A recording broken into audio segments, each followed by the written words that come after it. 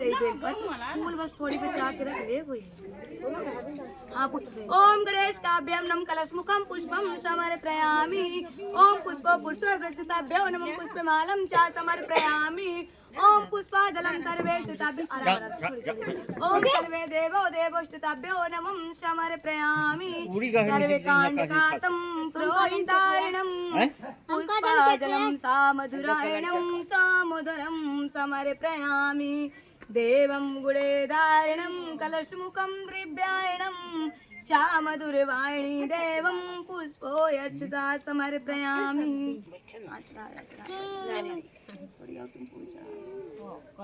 अप्पा ले ले साथ के साथ करे कितने कम होई तो कोई बात नहीं है।